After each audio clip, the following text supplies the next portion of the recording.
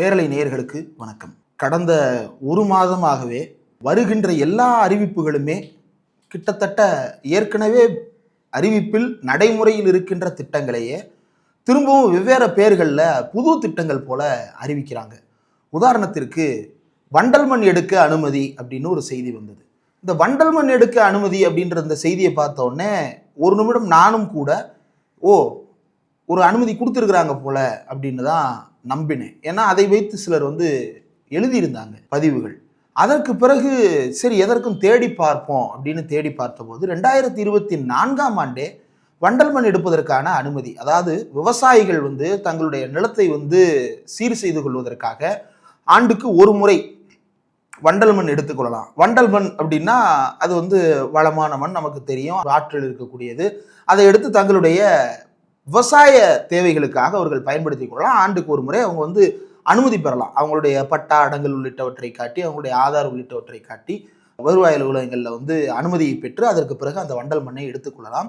இது 2024லேயே standard operating procedure எல்லாம் கொடுக்கப்பட்டு அப்போதிருந்தே விவசாயிகள் எடுத்துட்டு இருக்கிறாங்க. ஆனால் வண்டல் மண் அப்படின்னு இன்னைக்கு நீங்கள் யூடியூப்ல அடிச்சு பார்த்து லாஸ்ட் 1 வீக்ல வந்த அந்த இதை ஃபில்டர் போட்டு பார்த்தீங்க அப்படின்னா அவ்வளவு பேர் அந்த வண்டல் மண் எடுக்க அறிவிப்புன்றதை வச்சு அவ்வளவு ரீல்ஸ் போட்டிருக்கிறாங்க. அந்த போட்டோவை மட்டும் வச்சு ஒரு பேக்ரவுண்ட் மியூசிக் ஒன்று, விஜயுடைய பாட்டு ஒன்று ஓடிக்கிட்டு இருக்குது. விஜய் தான் புதிதாக அறிவித்தது போல இந்த திட்டம் அறிவிக்கப்பட்டிருக்கிறது. முதல்வர் விஜய் அமைச்சரவையை சீர்படுத்தி கொண்டிருக்கிறார், புதிய அமைச்சரவை அமைத்திருக்கிறார், 7 பேர் தலித் அமைச்சர்களுக்கு இடம் கொடுத்திருக்கிறார். இதையெல்லாம் வாழ்த்துற அதே நேரத்தில் இந்த மாதிரியான குறைபாடுகள், அதாவது ஏற்கனவே வெளியான அறிவிப்புகளை புதிய அறிவிப்பு போல வெளியிடுவது என்ன மாதிரியான லாஜிக் அப்படின்னே புரியல. ரெண்டாவது, தமிழ்நாடு அரசு பள்ளிக்கூடங்களில் படிக்கக்கூடிய மாணவர்களுக்கு வருவாய் சான்றிதழ், இருப்பிடச் சான்றிதழ், சாதி சான்றிதழ் உள்ளிட்டவற்றையெல்லாம் வாங்குவதற்கு பள்ளிக்கூடங்களிலேயே நாங்கள் முகாம் அமைத்து ஏற்பாடு செய்து தருவோம் அப்படின்னு சொல்லிட்டு திரு செங்கோட்டையன் அவர்கள் அறிவிப்பு வெளியிட்டிருக்கிறார். இது அவரே நேரடியாக இப்போ வண்டல் மண் அறிவிப்பு இதெல்லாம் நியூஸ் கார்டில் வந்தது. அது என்ன அறிவிப்பு கொடுக்குறாங்கன்னா, வண்டல் மண் மேட்டர்லேயே கேபினட் கூட்டத்தில் உத்தரவு, முடிவு எடுக்கப்பட்டது. கேபினட் கூட்டத்தில் முடிவு எடுக்கப்பட்டதை உங்ககிட்ட யாருங்க சொல்றாங்க? ஒன்று அந்த கன்சர்ன்ட் மினிஸ்டர் சொன்னாங்களா, அல்லது சீஃப் மினிஸ்டர் விஜய் சொன்னாரா, அல்லது கேபினட் செக்ரட்டரி சொன்னாரா, அல்லது கன்சர்ன்ட் டிபார்ட்மெண்ட் செக்ரட்டரி சொன்னாங்களா? எப்படி இதை நீங்க செய்தியா வெளியிட்டீங்க? டிஐபிஆர்ல இருந்து அது மாதிரியான அறிவிப்பு கொடுத்திருந்தாங்க அப்படின்னா 2024இல் கொடுத்ததை அப்படியே திரும்ப வெளியிடுகிறார்களா இல்லையா அப்படின்றத யோசித்து பார்க்க வேண்டியது ஊடகங்களுடைய கடமையா இல்லையா? புதிதாக பணிக்கு சேர்ந்த ஒரு ஊடகவியலாளர் இப்படி யோசிக்கிறார், எழுதுகிறார், தனிப்பட்ட முறையில் எழுதுறார் அப்படின்னா அதை புரிஞ்சுக்கிடலாம், அவருக்கு தெரியாதுன்னு நினைக்கலாம். அல்லது இதை நம்புகின்ற விஜய் ரசிகர்கள் அல்லது தாவேக்காவினுடைய தொண்டர்கள் விஜய் தான் புதிதாக அறிவித்திருக்கிறார் அப்படின்றத நீங்க நம்பலாம். ஆனா ஊடகம் அப்படின்றது இப்ப கிட்டத்தட்ட தமிழ்நாட்டில் இருக்கக்கூடிய பெரும்பான்மையான கமர்ஷியல் மெயின் ஸ்ட்ரீம் ஊடகங்கள் வெகுஜன ஊடகங்கள் அப்படின்னு அறியப்படுகின்ற அந்த ஊடகங்கள் டிவி சேனல்ஸ் லெகசி ஊடகங்கள்னு தங்களை கருதுறாங்க. அதாவது நீண்ட பாரம்பரியம் கொண்ட, இந்த பாரம்பரியம் கொண்ட செட்டப்புக்கு தெரியாதா இது ஏற்கனவே இருப்பதா இல்லையா அப்படின்னு? இப்போ ஒரு உதாரணத்திற்கு ஒரு பத்திரிகையில ஒரு ஆசிரியர் வேலை பார்க்கிறாருன்னா அவர் அதற்கு முன்பும் பல பத்திரிகைகள்ல வேலை பார்த்தவர், இதே செய்திகளை கேரி பண்ணவர். அப்ப அவங்களுக்கும் தெரியாதா இது ஏற்கனவே வந்த செய்தியா இல்லையான்னு? அதை எப்படி வெரிஃபையே பண்ணாம இந்த செய்தியை வெளியிடுறாங்க அப்படின்றது நமக்கு புரியாத புதிராக இருக்கிறது. ரெண்டாவதாக, அமைச்சர் செங்கோட்டையன் அவர்களுடைய அறிவிப்பு, அவரே பேசுறார், செங்கோட்டையனே சொல்லுகிறார். என்ன சொல்லுகிறார் அப்படின்னா, இந்த மாதிரி 12ஆம் வகுப்பு மாணவர்களுக்கு 12ஆம் வகுப்பு படிக்கிற அண்டர்லைன் பள்ளிக்கூடத்துக்கு போகும்போது இருப்பிடச் சான்று, சாதி சான்று, வருமான சான்று இதெல்லாம் பள்ளிக்கூடத்தில் ஆரம்பத்திலே கேட்டுறாங்க. அந்த மாணவர்களுக்கு முன்கூட்டியே கொடுக்குறாங்க. 12ஆம் வகுப்பு மாணவர்களுக்கு கூடுதல் தேவை இருக்குது, அவங்க காலேஜ் போகிறதுக்கு, கவுன்சிலிங் அப்ளை பண்ணுறதுக்கு, மற்ற மாநிலங்களில் இருக்கக்கூடிய கல்லூரிகளுக்கு போகிறதுக்கு, இந்த மாதிரி பல்வேறு தேவைகளுக்காக அவங்களுக்கு இதெல்லாம் ஸ்காலர்ஷிப் அப்ளை பண்ணுறதுக்கு இந்த மாதிரி தேவை இருக்குது. அது உண்மை. ஆனால் 2023லேயே தமிழ்நாட்டு அரசு, அன்றைய திமுக அரசாங்கம் இது குறித்து அறிவிப்பு வெளியிட்டு 2024 பிப்ரவரியில் எக்ஸாக்டா பள்ளிக்கல்வித்துறை அமைச்சராக இருந்த மாண்புமிகு அன்பில் மகேஷ் பொய்யாமொழி அவர்கள் இது குறித்து அறிவிப்பை வெளியிட்டிருக்கிறார். பள்ளிக்கூடங்களிலேயே வழங்குவதற்கு ஏற்பாடு செய்து தரப்படும். 2025ல் அமைச்சர் KKSR ராமச்சந்திரன் அவர்கள் பள்ளிக்கூட மாணவர்களுக்கு முன்னுரிமை அளிக்க வேண்டும், பள்ளிக்கூடங்களிலேயே போய் இ சேவை மையங்களை வைத்து முகாம் நடத்தி நாங்கள் கொடுக்க போகிறோம் அப்படின்னு சொல்லிட்டு அறிவிப்பு வெளியிட்டிருக்கிறார். அது நடைமுறையில் இருந்தது. அதற்கு பிறகு இதை முகநூல்ல போட்டதற்கு பிறகு பல பேர் கமெண்ட்ஸ்ல 2021 அதாவது 2021 ஜூன் மாதம் இந்த அரசாங்கம் வந்து நடைமுறைக்கு வந்து, அதாவது போன திமுக அரசாங்கம் செயல்பட ஆரம்பித்ததிலிருந்தே பள்ளிக்கூடத்துல சிறப்பு முகாம்கள் அமைத்து, அதாவது கலெக்டரேட்ல இருந்து வந்து வருவாய்த்துறை அதிகாரிகளையும் அழைச்சிட்டு வந்து, கூடவே இ சேவை மைய நிர்வாகிகளையும் அழைச்சிட்டு வந்து அவர்களிடம் மாணவர்கள்ட்ட யார் யாருக்கெல்லாம் சான்றிதழ்கள் இல்லாம இருக்கு, அவங்களுக்கெல்லாம் என்னென்ன தேவைப்படுது அப்படின்றத லிஸ்ட் அவுட் எடுத்து அவங்களுக்கு கொடுப்பதற்கான வேலைகள் நடந்து கொண்டிருக்கிறது. மாவட்ட வாரியாக டிஸ்ட்ரிக்ட் கலெக்டரேட்ஸ்ல இருந்து முகாம்கள் நடத்தி இதை வந்து அவ்வப்போது வழங்கி கொண்டிருக்கிறார்கள். அது குறித்தான செய்திகளும் கூட நம்ம கிட்ட இருக்குது. இது எல்லாத்தையும் சேர்த்து பார்க்கும்போது இந்த அறிவிப்பு ஒரு ஏமாற்றுகின்ற அறிவிப்பு. எப்படி ஏமாற்றுது? ஏற்கனவே நடைமுறையில் இருக்கிறத புதிதாக செய்வது போல ஒரு மாயையை ஏற்படுத்துகிறார்கள். அடுத்ததா இந்த அரசாங்கம் பொறுப்பேற்றதிலிருந்து இப்போது வரைக்கும் தொடர்ந்து மின்வெட்டுகள். நான் வந்து சாலிகிராமத்தில் இருக்கோம். சாலிகிராமத்தில் எங்களுடைய பகுதியில் அவ்வப்போது முன்பெல்லாம் மின்வெட்டு ஏற்படுது அப்படின்னா பக்கத்தில் இருக்கிற டிரான்ஸ்ஃபார்மரில் ஒர்க் பண்ணுறதன் காரணமாகவோ அல்லது வந்து ஷட் டவுன்னு சொல்லப்படுகின்ற ப்ரீ பிளான்டு மெயின்டெனன்ஸின் காரணமாகவோ மின்வெட்டு ஏற்படுவது அப்படின்றத பார்த்துருக்குறோம். ஆனால் இந்த அரசாங்கம் வந்த முதல் நாளிலிருந்து மிக கொடுமையான மின்வெட்டு இரவு நேரங்களில். இப்போ சமீபத்தில் இந்த ஒரு வாரத்தில் சென்னையில் வெயிலின் தாக்கம் எந்த அளவிற்கு அதிகமாக இருக்கிறது அப்படின்னு தெரியும். ஒரு சாதாரண வீட்டில் கூட ஏசி வாங்கி வச்சுட்டு அந்த ஏசியை பயன்படுத்தி தான் நைட்டு தூங்க முடியுன்ற நிலைக்கு வெப்பநிலை நம்மை தள்ளி இருக்கிறது. அப்படிப்பட்ட ஒரு சூழ்நிலையில பவர் கட் அப்படின்றது, அதுவும் பவர் கட்னா ஒரு தடவை போயிட்டு 1 hour 2 hour கழிச்சு வருதா அப்படின்னா ஒரு சில பகுதிகளில், குறிப்பா சென்னையில் இருக்கக்கூடிய திருவள்ளூர் மாவட்டத்தை சேர்ந்த திருவாலங்காடு ரொம்ப பிரபலமான ஒரு பகுதி தான். அந்த பகுதியில் வந்து சிவபெருமானுடைய பாடல் பெற்ற தலம் ஒன்றும் கூட அமைந்திருக்கிறது. கனக சபையோ ஏதோ ஒரு சபை அங்கு அமைந்திருக்கிறது. அந்த திருவாலங்காட்டில் 15 மணி நேரம் மின்வெட்டு அப்படின்னு சொல்லிட்டு அந்த மக்கள் சாலை மறியல் பண்ணியிருக்கிறாங்க. வட சென்னையில குறிப்பாக ராயபுரம் பகுதிகளில் கடந்த 2-3 நாட்களுக்கு முன்னதாக அந்த பகுதியில் 3 மணி நேரத்திற்கு மேலாக மின்வெட்டு ஏற்பட்டிருக்கிறது அப்படின்னு மக்கள் சாலை மறியலில் ஈடுபட்டு இருக்கிறாங்க. வண்ணாரப்பேட்டையில புது வண்ணாரப்பேட்டை பகுதியில் 10 முறைக்கு மேல் ஒரு நாள்லயே மின்வெட்டு ஏற்படுகிறது அப்படின்னு அங்கேயும் வந்து மக்கள் கொந்தளிச்சிருக்கிறாங்க. அரக்கோணத்தில் சாலை மறியல் செய்திருக்கிறார்கள். காஞ்சிபுரம் வாலஜாபாத்ல மின்வெட்டின் காரணமாக சாலை மறியல் செய்திருக்கிறார்கள். சென்னையில் இருக்கிற முதல்வர் விஜய் அவர்களுடைய தொகுதியான பெரம்பூர்ல சர்மா நகர், எருக்கஞ்சேரி உள்ளிட்ட பகுதிகளில், எம்கேபி நகர் அப்படின்னு சொல்லப்படுகின்ற மகாகவி பாரதி நகர்ல, சாஸ்திரி நகர்ல, இது மாதிரி பல்வேறு நகர்களில் வந்து மின்வெட்டு ஏற்பட்டிருக்கிறது. கொளத்தூர்ல முதலமைச்சர் இதற்கு முன்பு இருந்த ஸ்டாலின் அவர்களுடைய தொகுதியாக இருந்த கொளத்தூர்ல தொடர் மின்வெட்டுகள் காரணமாக அந்த மக்கள் அங்க இருக்கக்கூடிய தமிழ்நாடு எலக்ட்ரிசிட்டி போர்டு ஆபீஸை முற்றுகையிட்டு, நேற்றெல்லாம் வந்து ஒரு பகுதியில மக்கள் வந்து அந்த அலுவலகத்தை முற்றுகையிட்டு பூட்டே போட்டாங்க. நீ என்னப்பா வேலை பார்க்குற, பூட்டு போட்டு போப்பா அப்படின்னு சொல்லிட்டு மக்களே பூட்டு போட்டு சாலை மறியல் பண்ணியிருக்கிறாங்க. இந்த அளவிற்கு சென்னையில் இருக்கக்கூடிய பெரும்பாலான பகுதிகளில், குறிப்பா கேடிசிசி அப்படின்னு சொல்லப்படுகின்ற காஞ்சிபுரம், திருவள்ளூர், சென்னை, செங்கல்பட்டு ஆகிய பகுதிகளில் தொடர் மின்வெட்டுக்கள், ரொம்ப கொடூரமான மின்வெட்டுக்கள். இந்த 1 மணி நேரம் மின்வெட்டு அப்படின்னா கூட அந்த 1 மணி நேரத்துக்குள்ள 4 தடவை கரண்ட் போயிட்டு வருது. வித்தின் செகண்ட்ஸ்ல வந்து பவர் கட் ஆகுது. அப்போ வந்து வீட்டில் இருக்கக்கூடிய எக்யூப்மெண்ட்ஸ் எல்லாமே வந்து பெரிய டேமேஜ் ஆகிறதுக்கான, எலக்ட்ரிக்கல் டேமேஜ் ஆகிறதுக்கான வாய்ப்புகள் இருக்கு. ஏசியில் இருக்கக்கூடிய சென்சார்கள், எங்களுடைய அலுவலகத்திலேயே கூட இந்த மின்வெட்டின் காரணமாக ஏசியில் இருக்கக்கூடிய சென்சார் வந்து பழுதடைந்திருக்கிறது. இப்ப நம்ம செலவு பண்ண முடியுது, செலவு பண்றோம். அப்ப சாமானியர்களுடைய வீடுகளில் இது எவ்வளவு பெரிய தாக்கத்தை ஏற்படுத்தும். இதே போல நிறுவனங்கள், உதாரணத்திற்கு இப்ப சின்னதாக ஹோட்டல்கள், டீ கடைகள் வைத்திருக்கக்கூடிய இடங்கள்ல எல்லாம் இது மாதிரியான மின்வெட்டு அப்படின்றது, இன்னைக்கு வந்து ஹோட்டல்களுடைய சின்ன ஹோட்டல்கள்ல கூட எலக்ட்ரிக் அடுப்பை பயன்படுத்தி கொஞ்சம் மின்சார பயன்பாட்டை அதிகரித்து கேஸ் பயன்பாட்டை குறைச்சிக்கலாம் அப்படின்னு அவங்க முயற்சி பண்ற நேரத்தில் அந்த மின்சாரமும் தடைபடுது. அப்படின்னா ஒரு சட்னி அரைக்கிறது, ஒரு சாம்பார் வைக்கிறதுல இருந்து எல்லாத்துக்குமே அவங்க வந்து மின்சாரத்தையோ கிரைண்டரையோ அல்லது எலக்ட்ரிக் அடுப்பையோ சார்ந்து இருக்க வேண்டிய நிலையில இந்த மாதிரியான மின்வெட்டுகள் எல்லாம் அந்த பகுதியில் இருக்கக்கூடிய மக்களுக்கு பெரிய பாதிப்பு, அந்த நிறுவனங்களுக்கு பாதிப்பு, அவங்க போட்ட முதலுக்கு பாதிப்பு, அந்த நிறுவனத்தை நடத்துறவங்களுக்கு பாதிப்பு, இழப்பு, அந்த நிறுவனத்தை நம்பி சாப்பாட்டுக்காக காத்திருக்கிற மக்களுக்கு பாதிப்பு. சரி, இந்த சாப்பாட்டு நிறுவனங்களை தாண்டி சென்னையில பல இடங்கள்ல சின்னதாக எலக்ட்ரிக்கல் லேத்ஸ் இந்த மாதிரியான ஆபரேஷன்ஸ்ல இருக்கிறவங்களுக்கெல்லாம் இது எவ்வளவு விபரீதமான விளைவுகளை ஏற்படுத்தும். சரி, பல அபார்ட்மெண்ட்ஸ்ல வந்து ஜென்செட் வச்சிருக்கிறாங்க. இப்ப இந்த ஜெனரேட்டர் வச்சிருக்கிற இடங்கள்ல அவங்க வந்து மின்வெட்டின் காரணமாக டீசல் கன்சம்ஷனை அதிகப்படுத்த வேண்டியது இருக்கு. ஜெனரேட்டருக்கு போடுறதுக்கு டீசல் தட்டுப்பாடு அதிகமா இருக்கு, அதோட பயன்பாட்டை குறைங்கன்னு பிரதமர் மோடி வந்து தன்னுடைய வாகனத்தை பயன்பாட்டை குறைச்சு அவர் வந்து ஒரு பக்கம் கதை சொல்லிட்டு இருக்கிறாரு. இந்த நேரத்துல நம்ம வீடுகளில் இருக்கக்கூடிய ஜெனரேட்டர்களுக்கு அதிகப்படியான டீசலை செலவு செய்வது என்பது மறுபடியும் வந்து கூடுதல் செலவினங்களை நிறுவனங்களுக்கோ அல்லது தொழில் முனைவோருக்கோ அல்லது வீடுகளுக்கோ ஏற்படுத்தக்கூடியதாக இந்த மின்வெட்டு என்பது மாறி இருக்கிறது. ஈரோட்ல, சென்னையில மட்டும் இல்ல, ஈரோட்ல இருக்கக்கூடிய அம்மாப்பேட்டையில 12 மணி நேரத்திற்கு மேலாக மின்வெட்டு ஏற்பட்டு அந்த பகுதியில மக்கள் வந்து சாலை மறியல் பண்ணியிருக்கிறாங்க. எனக்கு தெரிஞ்சு கடந்த 5 ஆண்டுகள்ல இந்த மின்சார பிரச்சனை காரணமாக சாலை மறியல் அப்படின்றது இவ்வளவு தீவிரமாக நடந்தது கிடையாது. அங்கொன்றும் இங்கொன்றும் இருந்திருக்கலாம், ஆனா இவ்வளவு தீவிரமாக நடந்தது கிடையாது. அவ்வளவு இந்த ஒரு வாரத்தில் மட்டும் அவ்வளவு மின்வெட்டு காரணமாக மக்கள் வந்து சாலையை முற்றுகையிட்டு இருக்கிறார்கள்.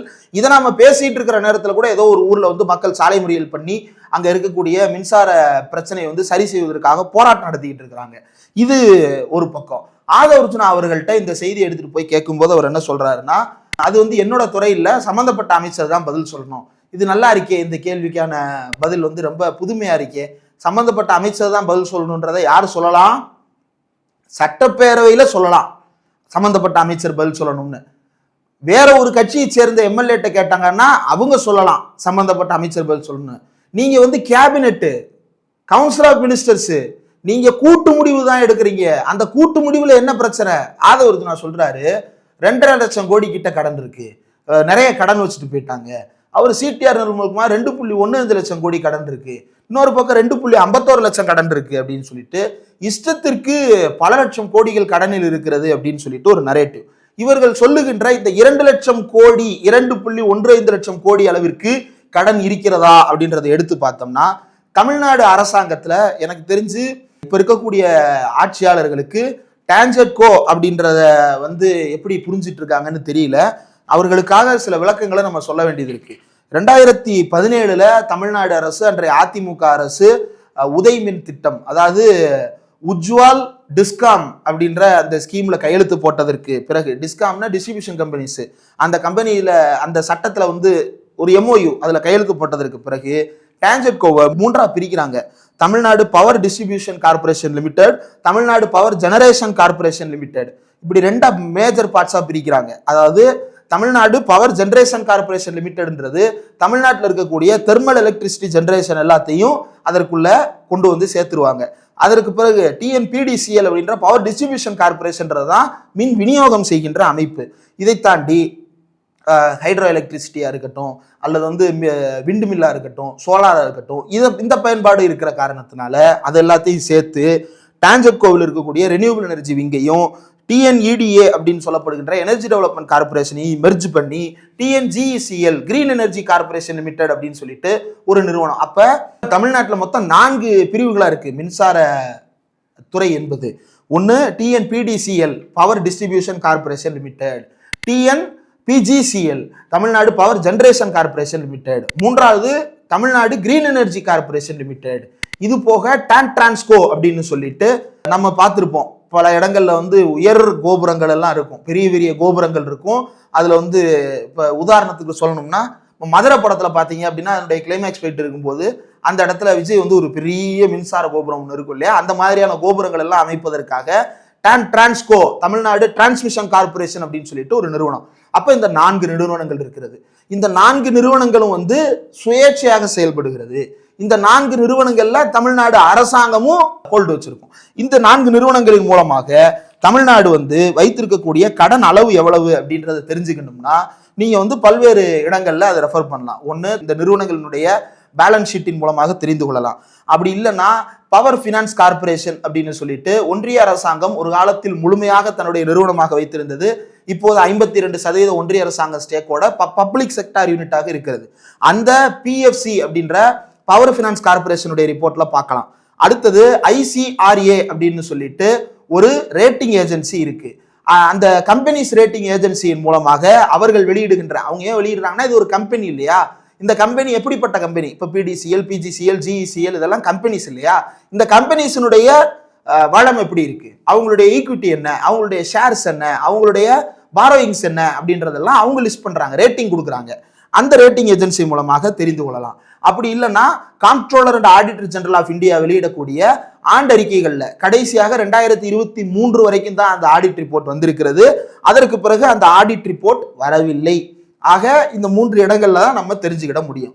இந்த 3 இடங்களையும் எடுத்து பார்க்கும் பொழுது 2010-11 தமிழ்நாடு மின்வாரியம் அன்றைக்கு இருந்த டான்ஜெட்கோ அப்படின்ற நிறுவனத்திற்காக வாங்கப்பெற்ற கடன் எவ்வளவு அப்படின்னா 40,000 கோடி. 2010-11 கலைஞர் ஆட்சியை விட்டு போகும்போது இந்த மின்துறைக்கு இருந்த கடன் அளவு 40,000 கோடி. அடுத்து செப்டம்பர் 2015 அடுத்த 5 ஆண்டுகள்ல தமிழ்நாடு மின்வாரியத்தினுடைய கடன் என்பது 81,312 கோடியாக மாறுகிறது. இது 2015 செப்டம்பர்ல. அடுத்து 2019-20 1,23,895 கோடியாக அந்த கடன் அளவு மாறுகிறது. இந்த கடன் அளவை வைத்து பார்க்கும் பொழுது இப்போது இருக்கக்கூடிய கடன் அளவு எவ்வளவு?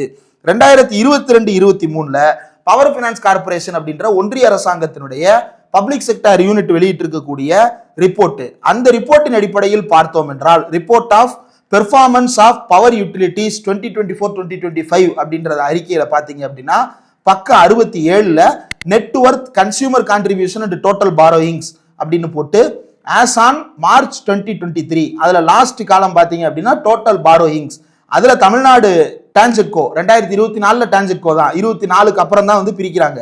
அப்போ வந்து கடன் அளவு எவ்வளவு அப்படின்னா 1,59,431 கோடி அப்படின்றது கடன் அளவாக இருக்கிறது. அதற்கு பிறகு ஆஸ் ஆன் மார்ச் 2024 2023ல 1,59, 2024ல 1,73, 1,73,000 கோடி. அடுத்து மார்ச் 2025ல வந்து டிஎன்பிடிசிஎல் வந்துருது டான்ஜெட்கோவுக்கு மாற்றாக. அந்த பிடிசிஎல் அளவு வந்து 1,01,782 கோடி. ஏன் கம்மியாகுது அப்படின்னா இது பிடிசிஎல் மட்டும்தான் இருக்கு. இதுல வந்து பிஜிசிஎல் பவர் ஜெனரேஷன் கார்பரேஷன் லிமிடெடுக்கும் ஜிஇசிஎல் அப்படின்றதுக்கான அளவும் வந்து கொடுக்கப்படல. இப்ப இதுதான் வந்து தமிழ்நாட்டினுடைய கடன் அளவு. சரி, அப்படியே வந்து ஐசிஆர்ஏ அப்படின்ற கிரெடிட் ரேட்டிங் ஏஜென்சியை பார்த்தோம்னா மார்ச் 2023 அவங்க சொல்றது 1.64 லட்சம் கோடி. மார்ச் 2024 அவங்க சொல்றது 1.69 லட்சம் கோடி. ஆக தமிழ்நாடு அரசாங்கத்தினுடைய கடன் அளவு எவ்வளவுன்னு பார்த்தோம்னா தோராயமாக மின்வாரியத்தில் மட்டும் 1,69,000 கோடி ரூபாய் இடம்பெற்று இருக்கிறது. அதிகப்படியாக 1,73,000 கோடி ரூபாய் வரைக்கும் அது இருப்பதற்கான வாய்ப்பு இருக்கிறது. ஆனால் இவர்கள் சொல்லுவது 2 லட்சம் கோடிக்கு மேல் கடன் வாங்கி இருக்கிறார்கள் அப்படின்னு சொல்றது முதல் பொய். இரண்டாவது, இந்த கடன் அளவை சரி செய்வது அப்படின்றது தான் இந்த உதய் மின் திட்டத்தினுடைய நோக்கமாகவே இருந்தது. ஆனா உதய் மின் திட்டம் என்ன சொல்லுகிறது அப்படின்னா இந்த பெரும்பான்மையான சுமைக்கு காரணம் டாரிஃப் ஏத்தாம இருக்கிறது. அதாவது மின் கட்டணத்தை உயர்த்தாமல் இருப்பது. மின் கட்டணத்தை சரியாக உயர்த்தினால் மின்சார வாரியத்தை சரியாக நிர்வகிக்க முடியும்ன்றது உதய் மின் திட்டம் வரையறுத்து தருகின்ற ஒரு அடிப்படையான கூறு. அதுல வந்து நீங்க எம்ஓயூலையும் பார்க்கலாம். அதாவது தமிழ்நாடு அரசாங்கம் ஒன்றிய அரசாங்கத்தோட போட்ட அந்த மெமரண்டம் ஆஃப் அண்டர்ஸ்டாண்டிங்லையும் நீங்க வந்து இந்த குறிப்புகளை பார்க்கலாம். அதுல என்ன போட்டிருக்கிறாங்க அப்படின்னா ஆண்டுதோறும் நாம் வந்து கட்டணத்தை வந்து அதிகரித்து கொண்டே போக வேண்டும் அப்படின்றத போட்டிருக்கிறாங்க. அடுத்து ministry of power government of India வெளியிட்ட உதய் மின் திட்டத்திற்கான ஆபீஸ் மெமரண்டம், அந்த மெமரண்டம்ல என்ன குறிப்பிட்டிருக்கிறாங்கன்னா number 1 activity, targeted benefit, expected date of completion. இதெல்லாம் நமக்கு முக்கியம். ஏன்னா போன ஆட்சியில ஸ்மார்ட் மீட்டர் பொருத்துறாங்க, அதன் மூலமா இபி பில்ல அதிகப்படுத்துறாங்க அப்படின்ற புகாரை யார் மேல வச்சாங்க? திமுக மேல வச்சாங்க. இதை இன்னும் கொஞ்ச நாள்ல எடுத்துட்டு வரதான் போறாங்க. Smart metering of all consumers consuming above 200 units per month. அதாவது மாதம் 200 யூனிட்டுக்கு மேல பயன்படுத்துற அத்தனை வீடுகள்லையும் ஸ்மார்ட் மீட்டர் பொருத்தணுன்றது உதய் மின் திட்டத்தில் கொடுக்கப்பட்டிருக்கிற விதி. இதை எப்போ முடிக்க சொல்லியிருக்கிறாங்க? 2019 டிசம்பர்ல முடிக்க சொல்லியிருக்கிறாங்க. ஆனா எடப்பாடி அரசாங்கம் அதை முடிக்கல. அடுத்து quarterly tariff revision particularly to offset fuel price increase to be permitted. அதாவது ஃபியூயல் பிரைஸ் இன்க்ரீஸ் ஆகுது இல்லையா, பெட்ரோல் டீசல் விலையெல்லாம் இன்க்ரீஸ் ஆகுது இல்லையா, அதையெல்லாம் வந்து சமாளிக்கிறதுக்காக இதை வந்து ரிவைஸ் பண்ணிக்கிட்டே வரணும். எதை? எலக்ட்ரிசிட்டி பில்லை வந்து ரிவைஸ் பண்ணிக்கிட்டே வரணும். இதெல்லாம் வந்து அவர்கள் வைத்திருக்கக்கூடிய டிமாண்டாகவே இருக்கிறது. இந்த டிமாண்டின் அடிப்படையில் தான் வந்து இது எல்லாமே வந்து செயல்படுத்தப்படுகிறது அப்படின்றது தான் யதார்த்தம். இப்போ அப்படியே எம்ஓயூக்கு வந்தீங்க அப்படின்னா அந்த எம்ஓயூல ரொம்ப தெளிவாக கொடுத்திருக்கிறார்கள். என்னென்ன?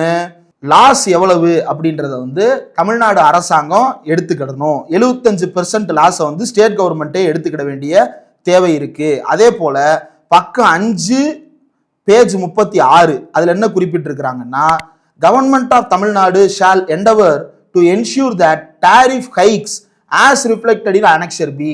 அனெக்சர் பில கொடுத்திருக்கிறது போல விலைவாசியை ஏற்றிக்கொண்டே போக வேண்டும் அப்படின்றதெல்லாம் உதயமின் திட்டத்தில் கொடுத்திருக்கக்கூடிய அடிப்படையான கூறுகள். அப்ப இதன் அடிப்படையில தான் விலையை ஏற்றுறதுக்கு தள்ளப்பட்டது. ஆனா அப்படி இருந்தும் கூட 1 கோடி பேருக்கு அந்த விலையேற்றத்திலிருந்து விலக்கு கொடுத்தது அன்றைய தமிழ்நாடு அரசு.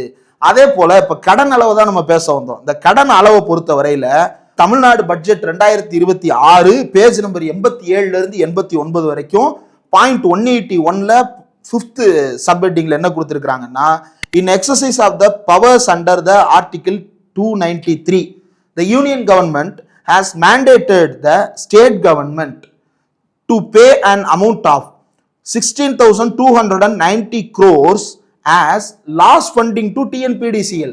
தமிழ்நாடு பவர் டிஸ்ட்ரிபியூஷன் கார்பரேஷனுக்கு ஏற்பட்ட இழப்பை ஈடு செய்வதற்காக மாநில அரசாங்கம் 16,290 கோடி ரூபாயை இந்த டிஎன்பிடிசிஎல்லில் செலுத்த வேண்டும். ஆர் அதர்வைஸ் செலுத்தாவிட்டால் an equivalent amount will be deducted from the state's borrowing ceiling. மாநில அரசாங்கம் மொத்தமாக கடன் வாங்கும் அளவிலிருந்து அந்த தொகையை கழித்து விடுவோம் அப்படின்னு இந்த ஒன்றிய அரசாங்க மிரட்டலின் காரணமாக 16,000 கோடியை டிஎன்பிடிசிஎலுக்கு செலுத்த வேண்டிய நிர்பந்தத்திற்கு, அதாவது நம்ம கம்பெனிக்கு நம்மளே செலுத்த வேண்டிய நிர்பந்தத்திற்கு தள்ளப்பட்டிருக்கிறோம். when compared to the actual loss of 413 crores of TNPDCL, 413 crore தான் TNPDCL actual loss. This condition has resulted in an annual expenditure of 15,877 crores in the current financial year. இதன் காரணமாக ஆண்டுக்கு இந்த ஆண்டில் மட்டும் நிதியாண்டில் மட்டும் நடப்பு நிதியாண்டில் மட்டும் 15,877 கோடி ரூபாய் மாநில அரசாங்கத்திற்கு செலவினம் ஏற்பட்டிருக்கிறது. 190. Total revenue expenditure increased from 3,73,204 crores in the budgeted estimates 2025-2026 to revised estimate of 3,78,917 crores. அதாவது 15,877 கோடி ரூபாய் டிஎன்பிடிசிஎலுக்கான லாஸ் ஃபண்டிங் ஆகவும் 3,087 கோடி ரூபாய் guaranteed reduction fund as mandated by union government. அதாவது 16,000 கோடி ஒன்றிய அரசு மாநில அரசாங்கத்துக்கு ஒரு தண்டம் விதிப்பது போல ஃபைன் போடுறது மாதிரியான செயல்பாடுகளில் ஈடுபட்டு மாநில அரசாங்கத்தை நெருக்கடிக்கு உள்ளாக்கி கொண்டிருக்கிறது. இதை பற்றி எல்லாம் பேசாமல் மாநில அரசு கடன் வாங்கி இருக்கிறது. எல்லா மாநிலத்தினுடைய பவர் செக்டார் யூனிட்டும் கடன் வாங்கி தான் செயல்பட்டு கொண்டிருக்கிறார்கள். நீங்க அதுல வந்து இந்த report on the performance of power utilities அப்படின்ற அந்த பவர் ஃபினான்ஸ் கார்பரேஷன் வெளியிட்டு இருக்கக்கூடிய அதிலேயே பார்க்கலாம், எல்லா மாநில அரசாங்கங்களுமே கடனில் செயல்பட்டு கொண்டிருக்கின்றன. அதுல உதாரணத்திற்கு பார்த்தீங்க அப்படின்னா ஆந்திரால வந்து 77,000 கோடி, தெலுங்கானால 59,000 கோடி, இப்படி ஒவ்வொரு மாநிலத்திலையும் வெஸ்ட் பெங்கால்ல 14,658 கோடி, உத்தரப்பிரதேசத்துல 61,000 கோடி. இப்ப மற்ற மாநிலங்கள்ல கம்மியா இருக்கு. இப்ப மகாராஷ்டிராவில் பாத்தீங்கன்னா 90,000 கோடி, கேரளாவில் 17,000 கோடி. இப்ப மற்ற மாநிலங்கள்ல கம்மியா இருக்கு, தமிழ்நாடு தானே அதிகமா வாங்கியிருக்குன்னு நீங்க கேட்டீங்கன்னா, இந்த கடன் சுமையை ஏற்றியது அம்மையார் ஜெயலலிதா அவர்கள். 2015ல 40,000 கோடியா இருந்ததை 81,000 கோடியா மாத்துறாங்க. அதுக்கப்புறம் எடப்பாடி பழனிசாமி ஆட்சியில 81,000 கோடி 1,23,000 கோடியா மாறுது. அப்ப இவ்வளவு கடனை வாங்கி இந்த நிறுவனத்தின் மீது சுமத்தியது எடப்பாடி பழனிசாமி அவர்கள் தலைமையிலான அரசு. அப்போது எடப்பாடி பழனிசாமி தலைமையிலான அரசாங்கத்தை குறை சொல்லாமல் அமைச்சராக இருக்கக்கூடிய சிடிஆர் நிர்மல்குமார் அவர்களும் ஆதவர்ஜுனா அவர்களும் திமுக கடன் வாங்கி, ஏன்னா 1,69,000 கோடியும் திமுகவே வாங்கியது போல ஒரு பொய்யான கதையை மக்கள் மத்தியில் பரப்புகிறார்கள். அதுவும் 1,69 சொன்னா பரவாயில்ல, 2,15 பொய் சொல்றாங்க. இதை நாம் கண்டிக்காவிட்டால் அடுத்தடுத்த பொய்கள் பரவிக்கொண்டே இருக்கும். மின்வெட்டுக்கு காரணம் இந்த கடன் தானா? இப்ப இது வந்து கடனுக்கு நம்ம விளக்கம் சொல்றோம். இப்ப மின்வெட்டுக்கு காரணம் இந்த கடன் தானா அப்படின்றத நீங்க எடுத்து பாருங்க. இதுக்கு முன்னாடி இதே கடன் தானே இருந்துச்சு. 2021 இருந்து 2026 மே மாசம் வரைக்கும் 1,69,000 கோடி ரூபாய் அளவுல தானே கடன் இருந்துச்சு. இதே கடனோட சிக்கல் இல்லாமல் மின் விநியோகம் 7ஆம் தேதி வரைக்கும் நடந்துகிட்டு இருந்துச்சே. 7ஆம் தேதிக்கு மேல எப்படி மின் விநியோகம் இவ்வளவு சிக்கலை சந்திக்கிறது? அப்ப ஒரு கிரைசிஸை உருவாக்குறாங்களா, அல்லது நிர்வாகம் பண்ண தெரியாம தமிழ்நாட்டு மக்களை ஏமாற்ற பார்க்கிறார்களா? நிர்வாகத்தை கத்துக்கலாம், ஆனா ஆர்டிபிஷியலா உருவாக்கப்படுற இந்த கிரைசிஸ் மக்களுக்கு எதிரானது. இந்த கிரைசிஸ் இந்த வெயில் காலத்துல ரொம்ப கொடூரமானது. இது கடந்த 5 ஆண்டுகளில் இல்லாத அளவிற்கு தமிழ்நாட்டில் இப்போது மின்வெட்டு என்பது மக்களை பாதிக்க தொடங்கி இருக்கிறது. இந்த பாதிப்புகளிலிருந்து தமிழ்நாடு மீண்டு வர வேண்டும் என்றால் தொடர்ந்து இந்த துறையை சரியாக நிர்வகித்தால் மட்டும்தான் முடியும். இல்லாவிட்டால் பெரிய நெருக்கடிக்கு ஆட்படுவோம். அப்படிப்பட்ட நெருக்கடிக்கு நாம் ஆட்பட வேண்டும் என்பதைத்தான் இந்த ஒன்றிய அரசாங்கம், இந்த மாநில அரசாங்கம் விரும்புகிறார்களா அப்படின்றது நமக்கு தெரியல. நேற்று கூட பல்வேறு ஊடகங்கள்ல மின்சார தட்டுப்பாட்டுக்கு காரணம் என்ன அப்படின்னு சொல்லிட்டு இந்த கடனை தான் பிரதானப்படுத்தி பேசி கொண்டிருக்கிறார்கள். அதற்கு விளக்கம் எவ்வளவு பேர் பதிவு பண்ணியிருக்கிறாங்க அப்படின்றது தெரியல. இதற்கு முன்னாடி Tamil Nadu power finance and infrastructure development corporation ஒன்று இருந்தது. அந்த டிஎன்பிஎஃப்சியின் பேரில் தான் எல்லா கடன்களையும் வாங்குவாங்க. இப்போ அது 3 நிறுவனங்களாக இந்த அளவை பிரித்து பார்த்தோம்னா பவர் ஜென்ரேஷன் கார்பரேஷனுக்கு தான் 92% கடன் இருக்கு. கிரீன் எனர்ஜி கார்பரேஷனுக்கு 6%, பவர் டிஸ்ட்ரிபியூஷன் கார்பரேஷனுக்கு 2%. இப்படியாக இந்த கடன் பிரிந்திருக்கிறது. இந்த கடனை சரி செய்வது என்பது ஒரு பக்கம் இருக்கட்டும், இந்த மின்வெட்டை சரி செய்வதற்கு இவர்கள் என்ன முயற்சி எடுத்திருக்கிறார்கள், எவ்வளவு ஆய்வு கூட்டங்களை நடத்தி இருக்கிறார்கள், எத்தனை அமைச்சர்கள் நேரில் போய் அந்த அதிகாரிகளோடு உட்கார்ந்து பேசி இருக்கிறார்கள், எதுவுமே தெரியல. மாறாக பொத்தாம்பொதுவான அறிக்கைகள், ஏற்கனவே இருந்த ஆட்சியில் வெளியிடப்பட்ட அறிக்கைகள் திரும்ப திரும்ப வெளியிடப்பட்டு கொண்டிருக்கின்றன. மக்கள் கவனமாக இல்லாவிட்டால் இன்னும் பெரிய அளவிற்கு மக்களை ஏமாற்றுகின்ற வகையில் பல மோசடிகள் நடந்துவிடும். ஆகவே மக்கள் வருகின்ற செய்திகளினுடைய உண்மைத்தன்மையை அறிந்து அதற்கேற்ற வகையில் மக்கள் இதை நம்புவதும் நம்பாததும் மக்களுடைய கைகளில் தான் இருக்கிறது. காரணம் என்ன அப்படின்னா, தமிழ்நாடு அரசாங்கம் பொதுவாக டிஐபிஆர் அப்படின்னு சொல்லிட்டு ஒரு டிபார்ட்மெண்ட் இருக்கு. இந்த டிஐபிஆரின் மூலமாகத்தான் நாம் தொடர்ந்து உண்மையான செய்திகளை தெரிந்து கொள்வோம். ஆனால் இப்போ டிஐபிஆரே மோசடியான தகவல்களையும் பொய்யான தகவல்களையும் பரவுவதற்கு அனுமதித்து கொண்டிருக்கிறது என்றால் இந்த அரசு நிர்வாகத்தை கெடுக்க பார்க்கிறார்கள். இது தமிழ்நாடு உருவாக்கி வைத்திருக்கின்ற ஒரு அட்மினிஸ்ட்ரேட்டிவ் செட்டப்புக்கே எதிரானது. இதை மக்கள் கவனமாக இல்லாவிட்டால் முறியடிக்க முடியாது. பொறுத்திருந்து பார்ப்போம்.